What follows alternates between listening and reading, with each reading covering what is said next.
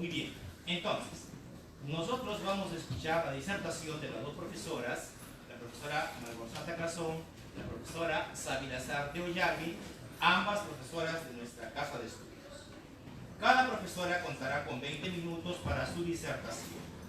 Tendremos un espacio corto, lamentablemente, para las preguntas que ustedes, señores alumnos, puedan formular a los expositores. Finalizada la exposición. Entonces, sin más preámbulos, damos inicio a la conferencia preparadas por estas dos profesoras. Iniciamos con la profesora Lazarte Ollagui. Dejo con ustedes a la profesora Lazarte.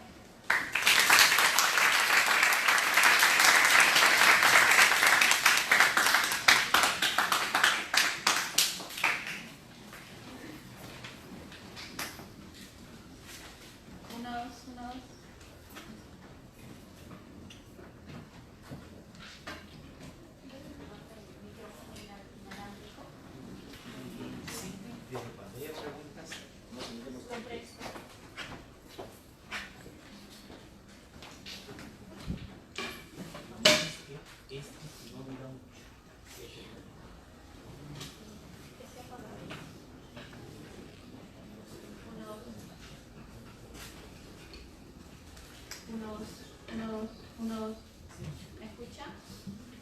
Uno, bien. Jóvenes, tengan todos ustedes muy buenos días.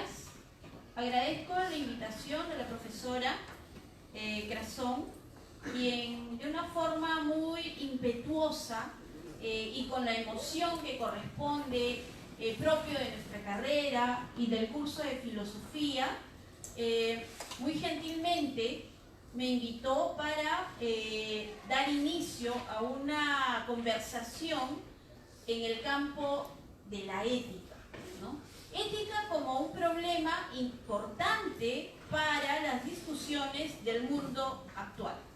Ética muy necesaria para las discusiones del campo profesional en el que cada uno de ustedes se va a desempeñar.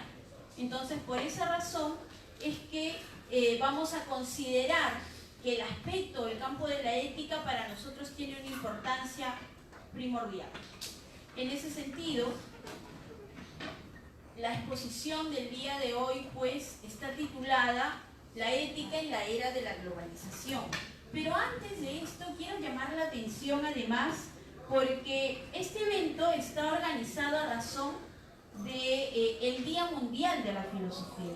El Día Mundial de la Filosofía está propuesto por la UNESCO el tercer jueves de cada año del mes de noviembre, ¿no? Y por esa razón este último 15 de noviembre se recordó pues de manera o de forma mundial la importancia de la filosofía en nuestras vidas, razón por la cual para recordar o para motivar el sentido de la filosofía y de las reflexiones desde las distintas variantes que esto tiene, pues tenemos aquí la representación de lo que sería, la filosofía griega o la filosofía antigua en la vestimenta de sus compañeras, aquí adelante, todas ellas vestidas como diosas del Olimpo o diosas griegas, a quienes yo les agradecería que se pongan de pie y den una vista al público, porque allá al fondo todavía no las han logrado ver. Por favor, les agradecería aquí a las señoritas representantes de la época antigua, diosas de la filosofía griega. Un aplauso para ellas, por favor. Muchas gracias, chicas. Y bueno, a razón de cómo surge el sentido de la importancia de las explicaciones que no solamente oscilan desde el plano del mito, sino más bien ahora justamente desde el plano de la reflexión crítica. Una reflexión que se nos hace importante, o una reflexión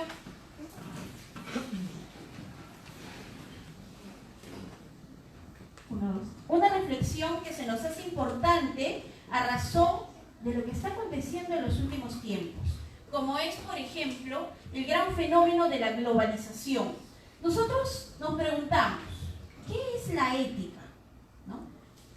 a propósito de que la ética es muy mencionada en los últimos tiempos. De pronto ustedes escucharán por los medios de comunicación lo siguiente, ¿no? Ah, ese congresista no tiene ética.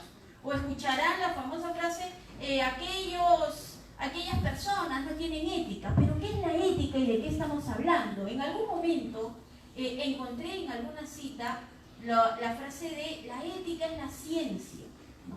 Aquí es el momento en el que debemos empezar a aclarar y a bosquejar qué es la ética. Y para nosotros necesariamente la ética está dentro del campo de la reflexión filosófica o de la reflexión crítica.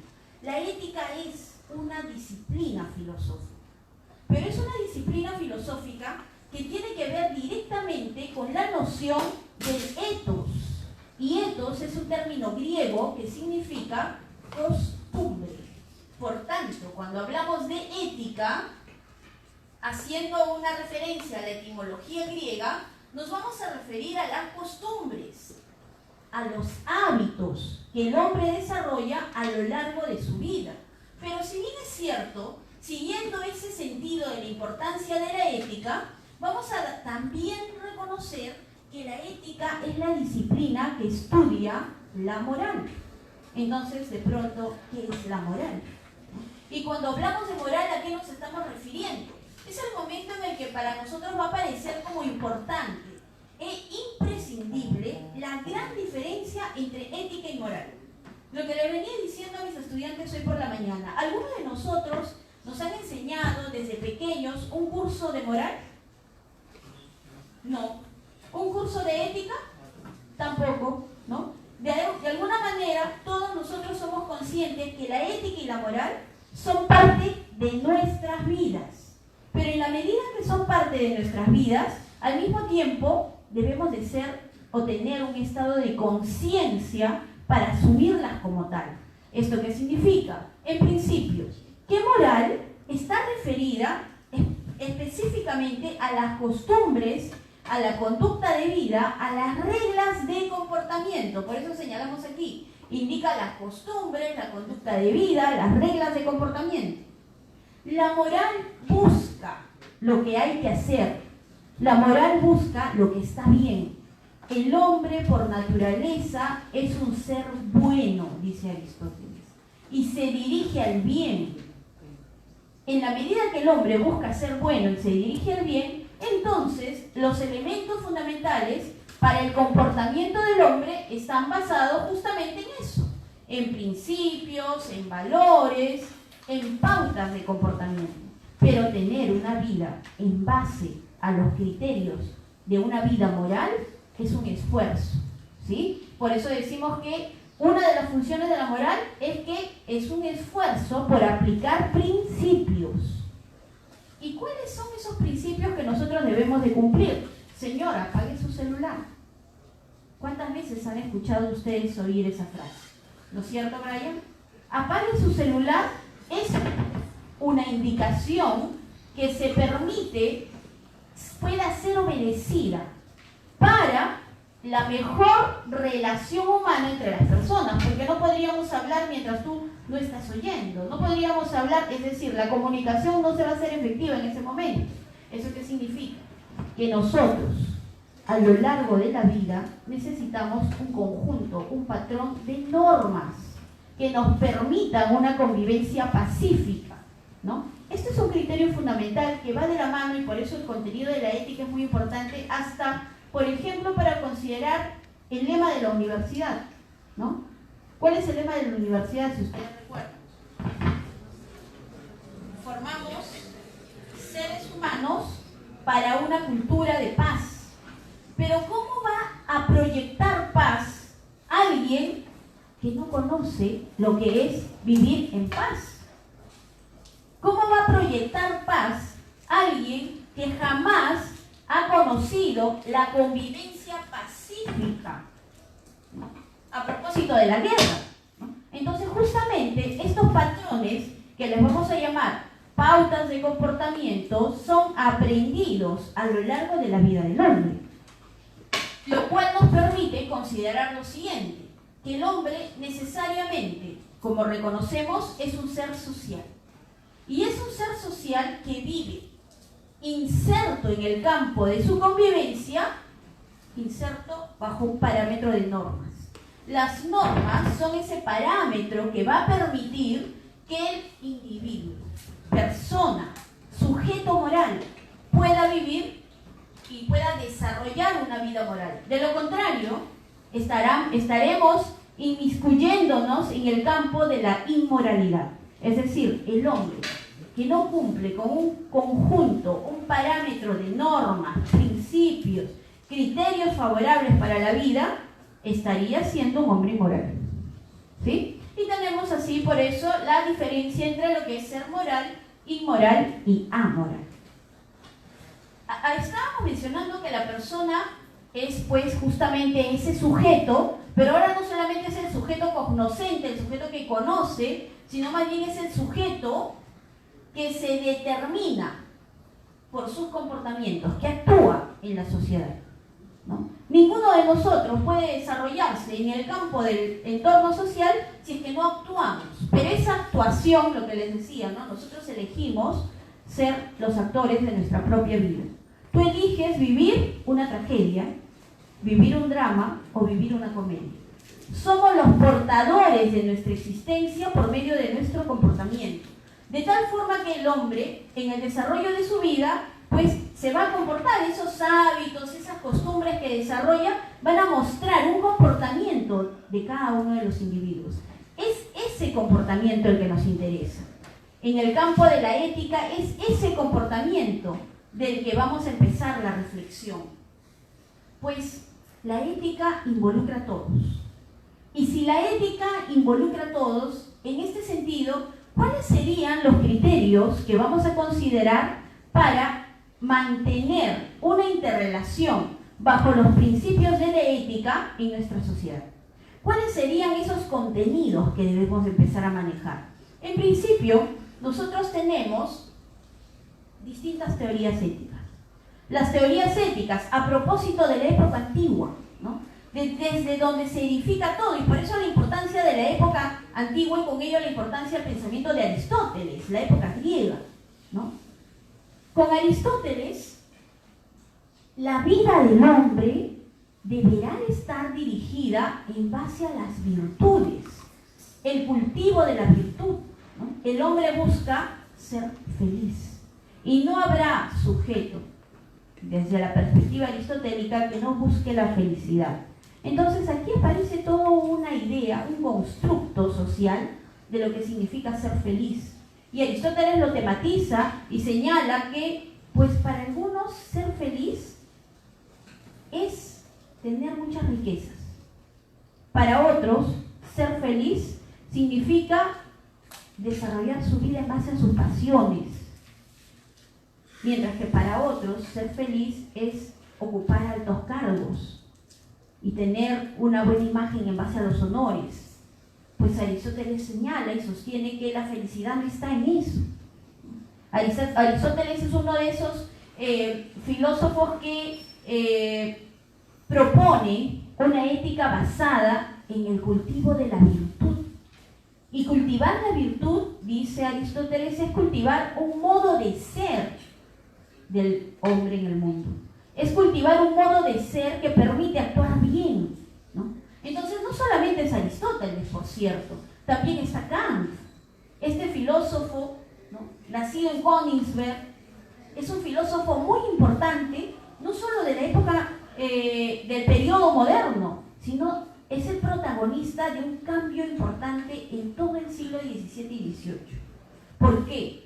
Cuando Kant propone su texto titulado ¿Qué es la ilustración?, Kant formula una propuesta. Y su propuesta es sapere aude. ¿Qué significa esta famosa frase? Atrévete a pensar. Es decir, con el pensamiento de Kant, la propuesta es: hombre, piensa y piensa lo que haces. Piensa y sé protagonista de tus acciones. Y en este texto Kant menciona la diferencia entre pensar por cuenta propia y obedecer lo que otros nos digan. ¿no? Entonces, cuidado, llama la atención ahí Kant, porque Kant va a proponer pues una ética deontológica. Entonces nosotros vamos viendo cómo las distintas éticas se van confundiendo entre ellas y al mismo tiempo van conviviendo en el tiempo. Otra es la propuesta del utilitarismo, con filósofos como Jeremy Bentham o John Stuart Mill. Pero en el fondo, la pregunta nuestra será, ¿no?, como la formulamos aquí, ¿cuál es el principio de la moral? ¿Cuál es la base que nos permite actuar? Hoy podremos decir quizás en la ignorancia. Si ninguno de nosotros ha tenido una formación ética, si ninguno de nosotros ha tenido una educación basada en los principios de la moral, entonces, ¿qué nos podemos exigir en una sociedad como la nuestra? Una ética filosófica es la que se desvela por medio de diversas teorías éticas. Es decir, empezar a hablar de ética es empezar a considerar los principios que explica la ética. El hombre adoptará un modo de conducta que podrá ser evaluado desde cualquier perspectiva de la ética. Hoy no podemos negar que las sociedades del mundo actual, a las que le llaman sociedades del mundo moderno, en realidad son las sociedades del siglo XXI, están sumergidas dentro del aparato de la ética. Y no podemos verlas desde otra perspectiva. Jóvenes, desde las carreras profesionales que cada uno de ustedes ha elegido estudiar, desde la ingeniería, desde la medicina, desde la psicología, desde la economía, desde la administración. ¿Estoy relacionado con la ética? Será la pregunta. La ética ahora será, pues, una ética aplicada. ¿Qué significa que empecemos a abordar el concepto de ética aplicada? ¿Aplicada en qué? ¿No? Porque ya sabemos lo que es ética. Es la disciplina filosófica que estudia el problema de las costumbres. Y cuando decimos ética aplicada, ¿es una ética aplicada en qué? ¿O una ética aplicada dónde? ¿No? A propósito de que ya sabemos lo que es la ciencia aplicada. Pero ahora, ¿qué será la ética aplicada? Es como la filosofía aplicada, ¿no? ¿Aplicada dónde? La ética ahora será aplicada y como tal se relaciona con diversos campos de la vida humana. ¿Cuáles serán esos campos de la vida humana? Necesariamente tenemos aquí que empezar a observar que una dicotomía de la relación el hombre que observa el mundo, que contempla el mundo, ya no va a ser una dicotomía tan sencilla o horizontal, sino más bien ahora va a ser una relación que va a complementar todo un constructo complejo de elementos, entre ellos la cultura. Ahora soy yo y el otro igual que yo. Ahora soy yo que dialoga. Cuando el diálogo se agota, el conflicto surge. Ahora soy yo que acepta. ¿Pero qué es lo que acepto? ¿Qué es lo que vamos a aceptar? Aceptamos la violencia a propósito de lo que acontece en los últimos tiempos, porque esto tiene que ver de fondo con un problema moral, ¿no? De cuál es el comportamiento del hombre, a partir de qué principios, ¿no? La tolerancia, pero ¿qué estamos dispuestos a tolerar? ¿Qué estamos dispuestos a tolerar? La filosofía tiene hoy ya una propuesta frente al gran problema de la tolerancia, que se convirtió no el problema de la tolerancia, sino el problema de la intolerancia, ¿no? Porque de pronto, si alguien pensaba diferente a las ideas que manejaba el ejercicio de poder, simplemente lo quemaban, o simplemente era perseguido y lo callaban, ¿no?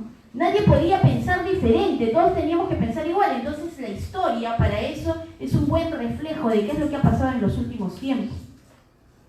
Cuando hablamos de ética aplicada, vamos a considerar, y esto también siempre para tenerlo en cuenta y para marcar una idea clara, la ética aplicada tampoco es ciencia. La ética aplicada es una disciplina, parte de la ética, ¿correcto? Y como disciplina estudia las cuestiones morales, ¿no? Así como también lo hace la ética. Pero las cuestiones morales del campo de la ética aplicada son cuestiones morales concretas y controversiales, es decir, que los comportamientos humanos van a estar de alguna manera, algunos a favor y otros en contra. Un tema controversial, por ejemplo, es el del aborto, ¿no? ¿Y de qué manera lo podemos abordar? Ahí podemos adoptar una posición, y una posición ética frente a ello. ¿Por qué? Porque va a haber una teoría que va a respaldar esta posición. Cuando hablamos de ética aplicada, estamos hablando justamente de temas en el campo de la bioética. Estamos hablando de temas en el campo de la deontología o ética profesional. Es algo de lo que ningún estudiante se salva ahora. Porque hay un curso denominado ética profesional o deontología. Es decir, ahí sí qué es lo que se va a aprender. Es lo que se va a empezar a discutir, a analizar, a problematizar las normas, las pautas para el ejercicio de tu profesión. Esa es la ética profesional. Es decir, por ejemplo, en el caso de los ingenieros, sabemos que existe el Colegio de Ingenieros del Perú, pero el Colegio de Ingenieros del Perú tiene un conjunto de normas, patrones que guían el campo del ingeniero como profesional. Lo mismo que ocurre en la carrera de medicina, en la carrera de biología y en distintas carreras. Y todavía en el Perú tenemos carreras que no tienen un código deontológico. Es decir, su profesión todavía no está observada por un conjunto, un patrón de normas que pueda dirigir la conducta del profesional para el buen ejercicio de sus prácticas como profesional. Entonces, eso todavía es un problema hoy, por ejemplo. Tenemos los patrones de la ética ambiental, que hoy están muy discutidos, ¿no? Si tanto estamos preocupados por el problema de que la capa de ozono se está deteriorando, entonces, ¿por qué usas tu celular de una manera tan exagerada? Y tú dirás, ¿por qué tiene que ver la capa de ozono con mi celular? Si empezamos a hacer toda una teoría del consumo de energía, te vas a dar cuenta que nosotros gastamos más energía que la necesaria para vivir. Y eso es lo que está dañando el medio ambiente. Y eso tiene que ver además con una economía de mercado. Eso tiene que ver además con otros factores, que aquí los vamos a observar brevemente. También hay en el campo de la ética aplicada una ética militar, una ética en la función pública, ¿no? A propósito de tantos audios, WhatsApps y videos que se han visto públicamente, ¿no? El profesional que ejerce un cargo en el campo de la función pública también está sometido a los parámetros de la ética. Por eso que ustedes cuando escucharán, la comisión de ética, es la comisión que revisará las normas, patrones que la función pública permite y no permite, ¿correcto? Entonces también encontramos ética en la función pública. La ética empresarial, ¿no? Y así como está la ética empresarial, también encontrarás la ética de los negocios, la ética del marketing, la ética, etc. Y vamos abriendo distintos campos de la ética. Los valores que... Y ahora, ¿por qué aparece el concepto de valor? Otro concepto que va a empezar a complementar todo esto, ¿no? Si estamos hablando del campo de la ética, es muy indispensable que tengamos en cuenta el concepto de valores. Los valores son los elementos que permiten hacer ejercicio de una vida moral a favor de la ética. ¿De qué forma? Si nosotros consideramos, ¿no?, valores como el respeto, valores como la solidaridad o valores como la responsabilidad, a propósito de la responsabilidad moral, que es la que nos interesa a nosotros, ¿no? ¿Dónde los aprendemos? Si los valores en el fondo no existen. Nadie puede ir a ningún lugar y conseguir valores, ni nadie puede decir que este es el lugar propio de los valores, ¿no? Lo que existen son personas con valores. Es decir, no importa de nada que sepamos toda una lista de valores si es que no los practicamos. Y de ahí que empecemos a hablar de personas con valores y personas valiosas al mismo tiempo. Los valores van a ser importantes. ¿Para qué? Para que si yo tengo el respeto como un principio fundamental de mi vida, ¿qué es lo que voy a respetar y a quién voy a respetar y en qué momento y para qué y cómo y de qué forma? Esto ya se convierte en un problema global. De ahí la importancia de la ética en la era de la globalización. Cuando los principios fundamentales para la vida moral del hombre, como son los principios y valores y pautas de comportamiento humano, nos permiten relacionarnos ya no solamente entre nosotros, sino al mismo tiempo entre el constructo social de lo que significa un Estado, una nación, una empresa o una industria, estamos hablando de un sistema que alberga todo este conjunto que estaba siendo invisible en una formación necesaria para el hombre, porque hemos dicho que a nadie nos enseñan ética y moral desde la infancia, pero además está implícito en nuestras vidas, ¿no? Entonces, esto que es el constructo del globo, que está comprendido por la importancia de las naciones en el globo, es lo que se llama la globalización, como fenómeno, por cierto. ¿Y por qué como fenómeno? Porque el tema de la globalización es un tema que caló dentro de la teoría de muchos intelectuales desde finales del siglo pasado, finales del siglo XX. Y cuando tiene importancia en el siglo XXI es cuando ya se está dando en ejercicio.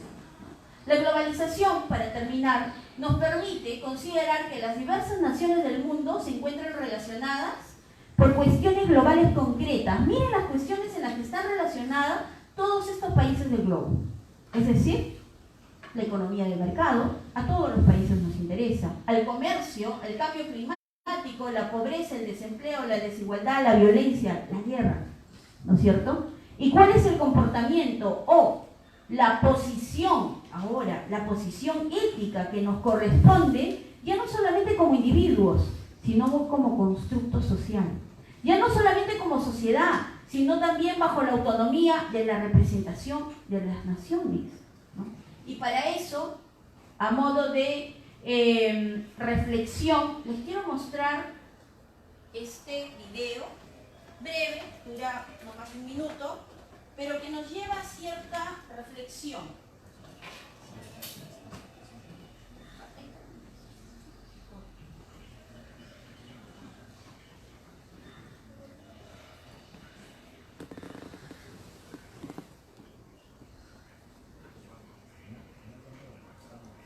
Porque no se escucha, creo que lo voy a tener que escuchar.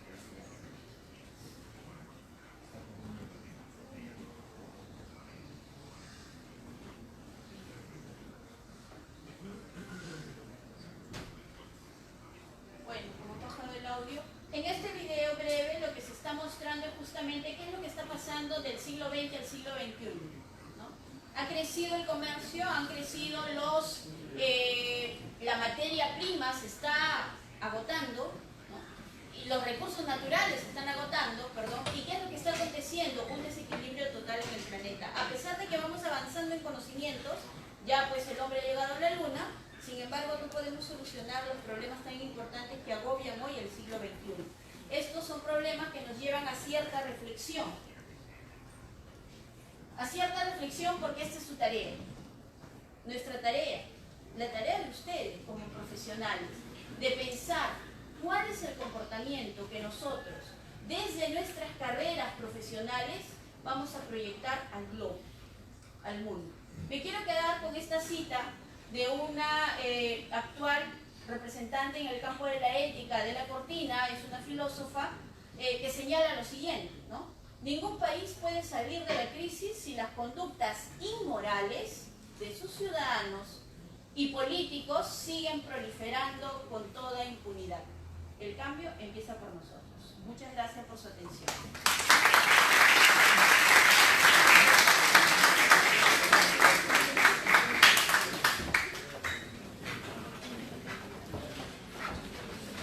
Agradezco la participación de la profesora Savi Lasarte.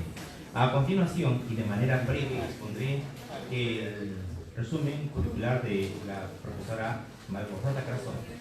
Rápidamente, disculpe profesora, sus estudios universitarios los ha realizado en Polonia, ya que ella viene de allá, pero ha tenido también la suerte, ¿no?, de estar en el grupo de intercambio universitario Erasmus, que le ha permitido estar en la Universidad Autónoma de Madrid, España, así como también en nuestro país.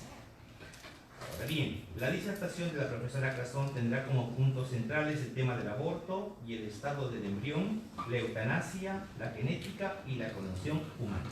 Dejo con ustedes a la profesora Crazón.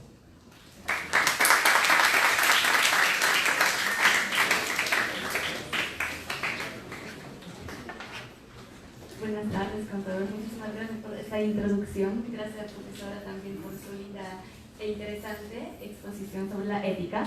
Yo voy a hablar un poquito sobre el tema de la bioética. Primero quiero disculparme con todos si estoy equivocando o haciendo algunos errores, pero bueno, no hablo perfectamente todavía en español, pero sabemos, como ya hemos escuchado sobre la ética, tenemos que estar tolerantes también frente a otras personas.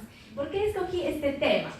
Porque creo que bioética, que es una disciplina también muy importante en el aspecto universitario, además nosotros todos cada día en nuestra vida cotidiana nos encontramos con algunos problemas que de repente no sabemos a veces actuar en ellos, no sabemos cómo resolverlos. Y la bioética nos puede de vez en cuando ayudar a responder a estos problemas. ¿De qué vamos a hablar hoy? Primero les voy a explicar en un brevemente resumen qué es la bioética. Después veremos qué método científico tiene esta disciplina filosófica. Después veremos cómo son los temas principales de la bioética. Y al final vamos a probar pensar juntos si bioética es un freno o de repente un motor para el progreso científico. Bueno, entonces bioética es un estudio sistemático. ¿Por qué sistemático? Porque necesitamos empezar de algo y sistematizamente irnos desarrollando algún tema.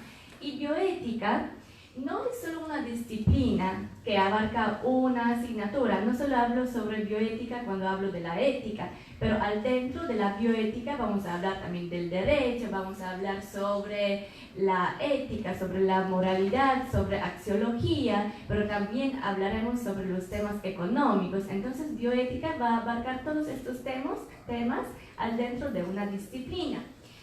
Por primera vez sobre bioética habló un filósofo, también un médico, oncólogo de Holanda, que se llamaba Van Rensselaer Potter, que dividió la palabra bioética entre dos, que dos partes van a venir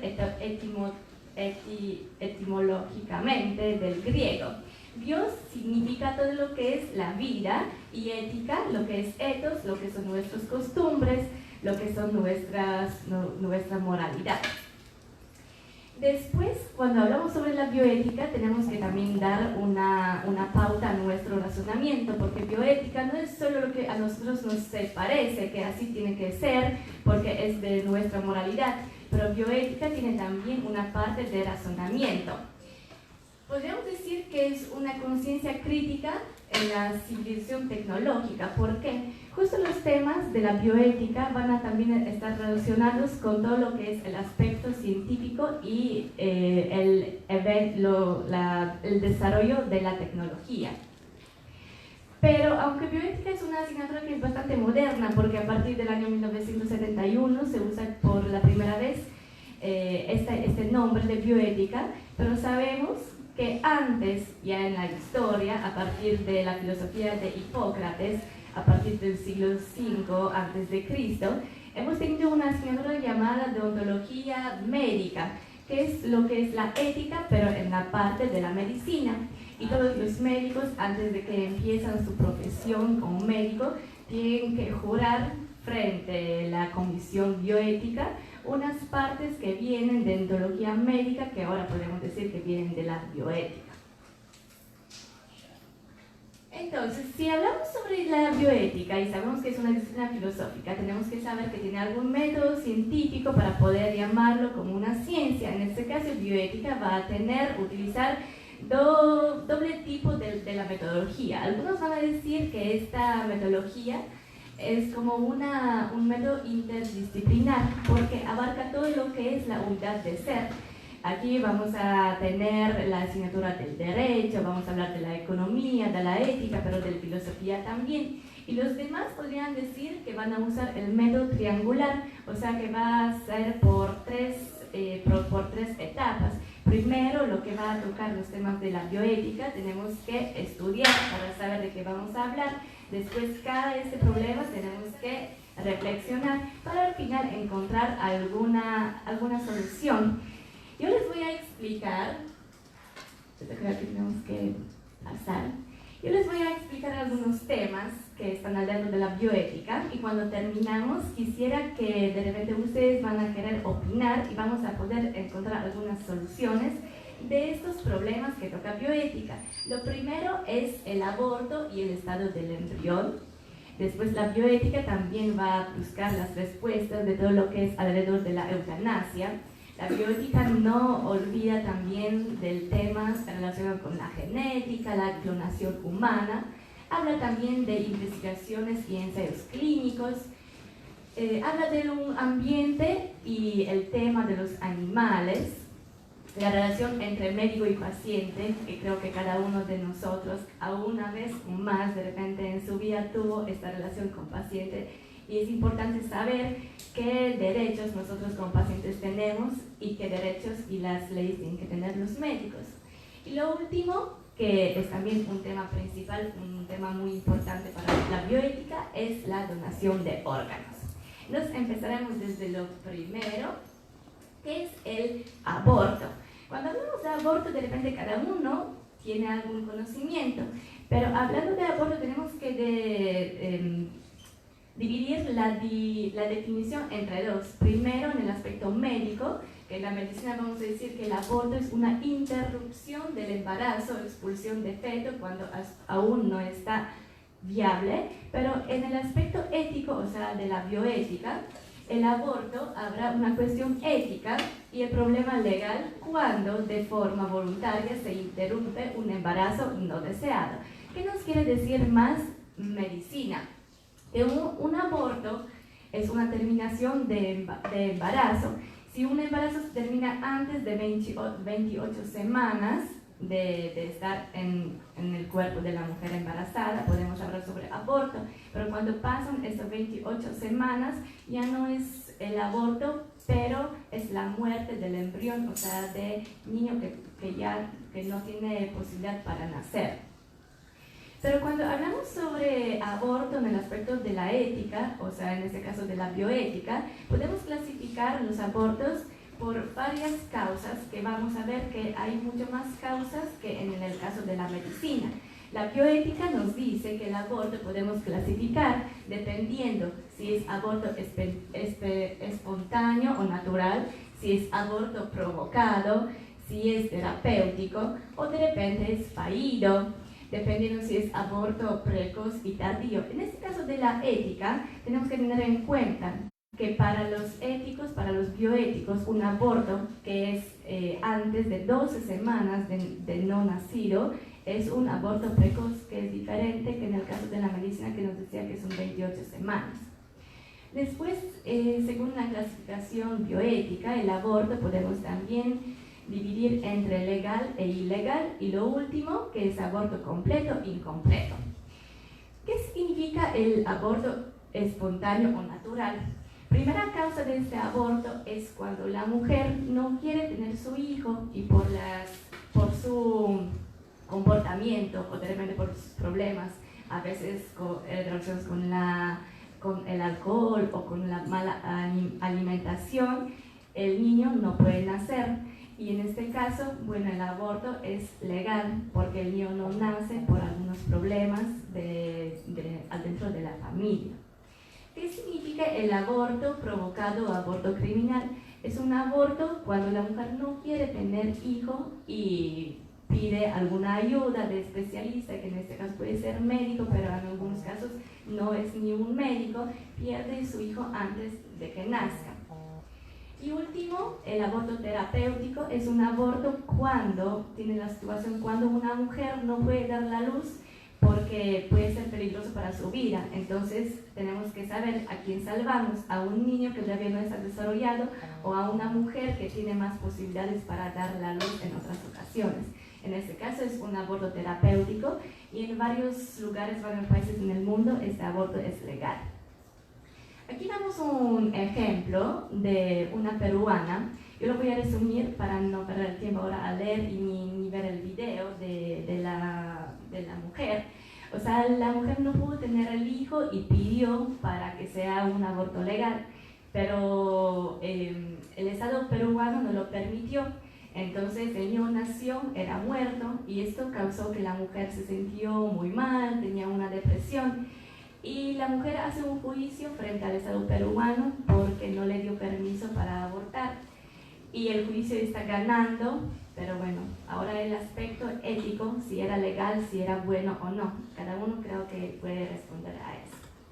Cuando hablamos sobre la estadística de los abortos, aquí podemos notar en esta tabla los números.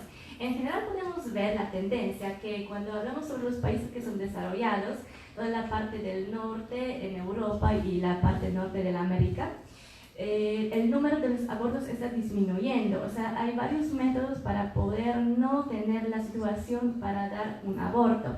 Mientras en el caso de los países que todavía no son desarrollados y los países pobres, los países de África, el número de los abortos anuales están subiendo. Aquí podemos observarlo bien en el mapa, que los países que están desarrollándose o todavía no están bien desarrollados, aquí la mayoría de los abortos sigue aumentando, mientras en la parte norte del mundo, aquí el número de los abortos ya no están fijando. Aquí podemos ver los títulos de las prensas, porque sabemos que el aborto es un tema que a veces lo dejamos como un tabú y no queremos hablar sobre él, pero también de vez en cuando es un tema que da para el público bastante votación. Aquí vemos los títulos de las prensas de varios países que dicen sobre el aborto. Francia legaliza a favor del aborto, Bolivia legisla en contra del aborto, se solicita en Inglaterra que se legalice el aborto si la madre no está de acuerdo con el sexo de su futuro hijo, el presidente del Ecuador, contrario al aborto, se aprueba el aborto en Irlanda, el 48% de los norteamericanos se muestra contrario al aborto, la píldora de día después también actúa por un mecanismo abortivo, problemas del desequilibrio índice de nacimientos entre niños y niñas en China y por el aborto selectivo de niñas en India. Hay varios temas que están alrededor del tema del aborto. No tenemos tanto tiempo para poder explicarlo bien, pero de repente a alguien le va a interesar y puede siempre buscar informaciones. Lo que sabemos que, como es la situación en Perú, que el aborto en general no está legal, hay varios casos que sí se lo puede permitir. Aquí también les quiero mostrar que hay un sitio único en el mundo que se encuentra en Italia, es un cementerio degli Angeli, donde se entierran los niños que están abortados.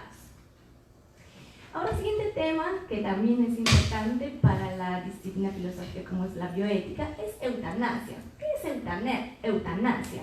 La palabra viene del origen griego, podríamos dividirlo en dos partes. Eu significa bueno y thanatos, muerte. Que entonces podría decirnos la definición de eutanasia, que es bueno, lo que es morir.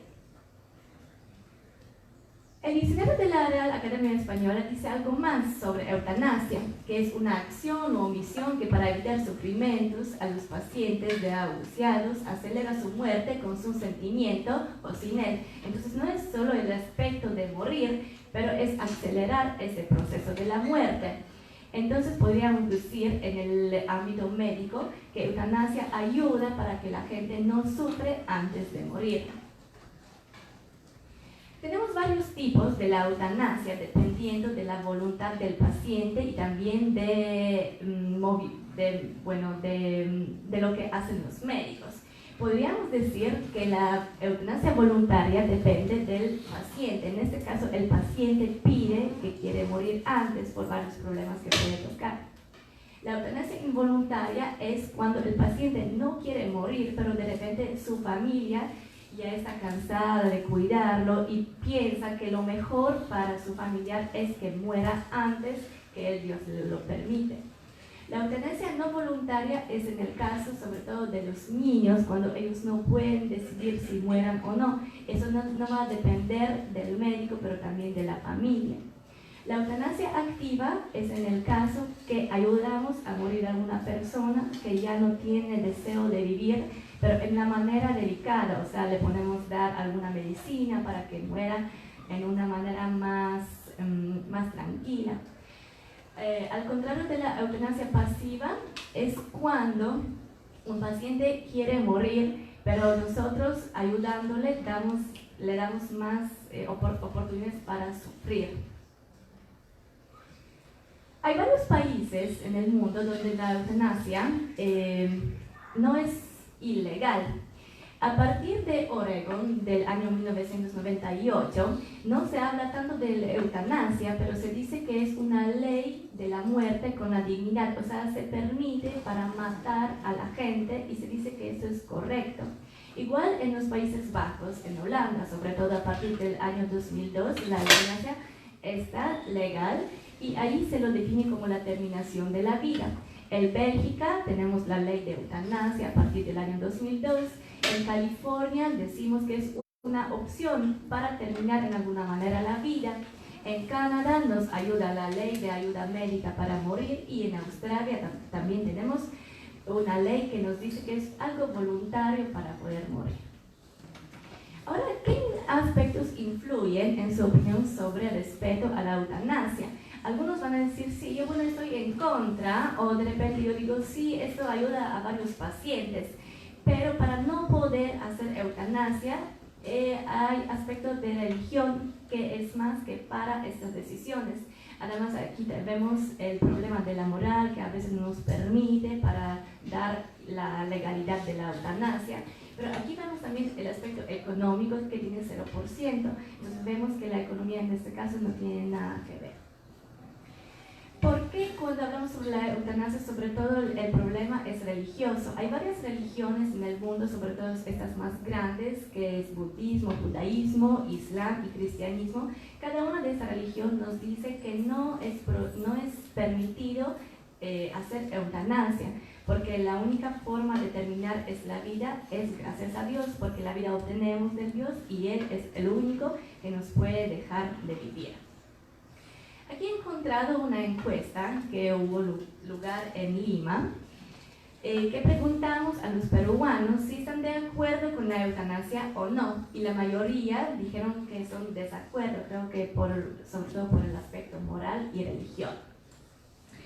El otro tercer tema que quisiera que conozcan cuando hablamos sobre la bioética es la clonación. Sobre la clonación no hablamos desde mucho tiempo, porque a partir del año 1996, cuando se pudo clonar primero mamífero, que era esta ovejita que se llama Dolly. Pero ¿qué es la clonación humana? Es un proceso por el que se logra conseguir copias idénticas de otros organismos, células o moléculas ya desarrollados. ¿Para qué? En general lo hacemos para una forma de la terapia, para ayudar, pero también tenemos algunos fines reproducidos.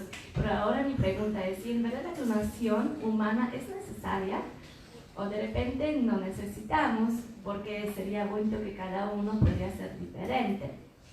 Este profesor, Wang Wuzhou, era famoso solo por un aspecto, quería clonar la persona. Por suerte no se lo pudo conseguir, pero le expulsaron de la universidad, ya no puede ser como un profesor, porque en general la clonación está ilegal en cada parte del mundo.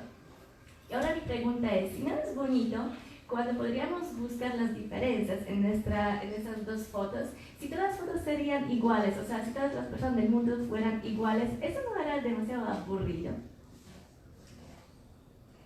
Bueno, y penúltimo tema, cuando hablamos sobre la bioética, será la relación entre médico y paciente. ¿Qué nos quieren decir grandes filósofos? Que el médico debe saber lo que hace, cómo lo hace y hacerlo siempre con amor, o sea, tiene que tratar con el amor a sus pacientes. Y la otra opinión, que hoy día el médico presta atención a la información para poder ayudar a sus pacientes. Cuando hablamos sobre la comunicación entre médico y paciente, tenemos 4 modelos en general. Primero, un modelo autoritario, modelo paternista, democrático, deliberativo. Cada médico, cuando hace su profesión, elige el método con el cual quiere ayudar a sus pacientes y dependiendo de su forma, lo hace bien.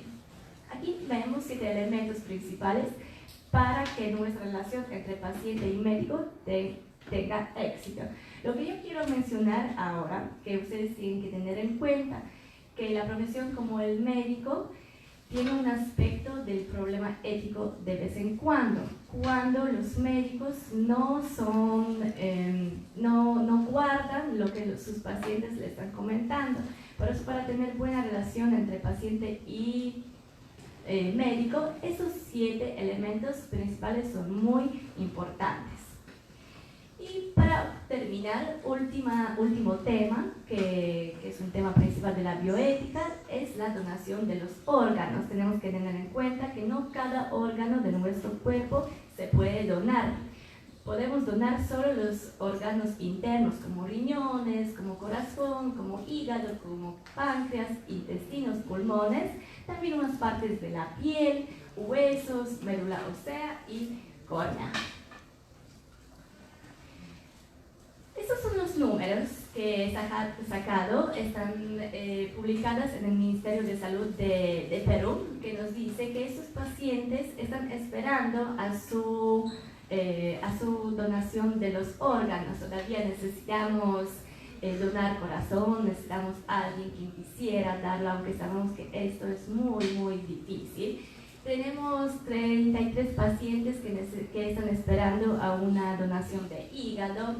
Riñones están esperando 883 personas, etc. En total tenemos más que 1.000 pacientes en Perú que están esperando para tener más oportunidades para vivir bien. El día 14 de junio es un día internacional de donaciones, por eso se hace un montón de las campañas para animar de repente a las personas que quisieran dar sus donaciones como sus órganos. Bueno, necesitamos terminar, por eso estoy con tan rapidez explicándole todos. Muchísimas gracias por la atención.